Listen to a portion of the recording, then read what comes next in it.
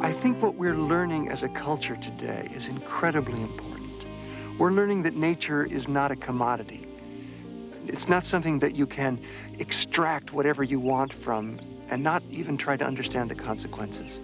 Instead, what nature is it's a community of which we are a part and to which we owe our lives. When we cherish nature, we cherish ourselves. When we really appreciate and take care of the natural world, our lives have a meaning that's greater than ourselves and at the same time essential to ourselves.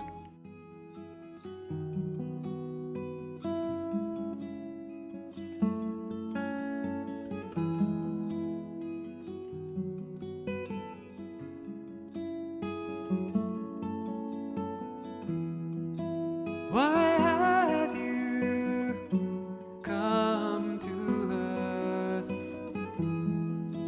Do you remember?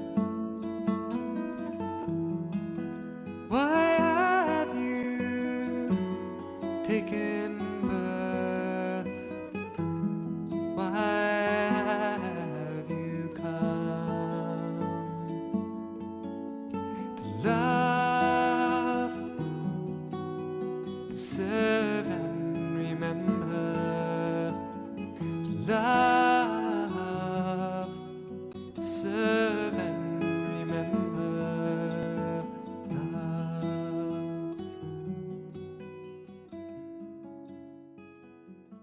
My father had built a very successful business, Robbins, and he had groomed me to follow in his footsteps.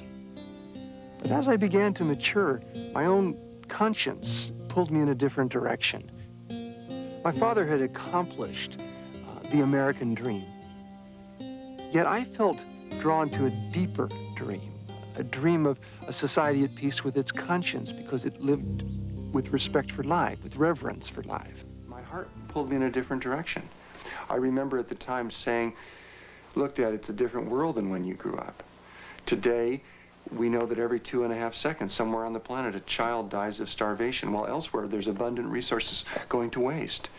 The environment is deteriorating rapidly under the impact of human activities. And under these circumstances, I just don't feel like inventing a 30-second flavor would be an adequate response for my life. And soon enough, I left. And I walked away from the ice cream cone-shaped swimming pool in our backyard and moved to a little island off the coast of British Columbia with my wife, and we cleared land and we built a log cabin.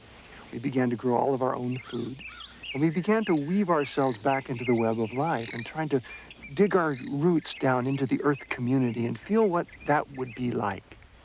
The more I learned and the more connections that I saw, the more a vision began to take hold in me.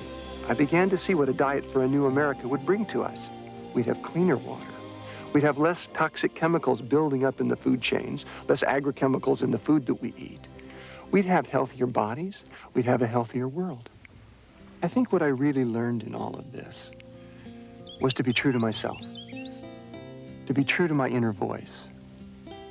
And I began to see that we really do have a power. Our own lives really do make a difference.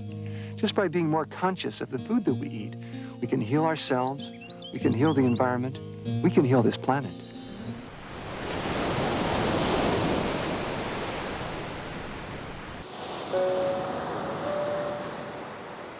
We've been opening ourselves to the grief, to the knowing of what's taking place, the loss of species, the destruction of the natural world, the unimaginable levels of social injustice and economic injustice that deprive so many human beings of basic opportunities. And as we open to the pain of that, there's a possibility of embracing that pain and that grief in a way that it becomes a strength, a power to respond. There is the possibility that the energy that has been bound in the repression of it can now flow through us and energize us, make us clearer, more alive, more passionate, committed, courageous, determined people.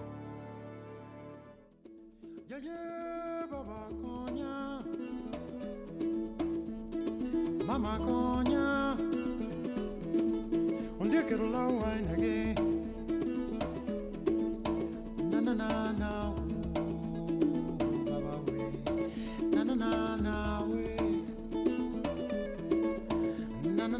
now.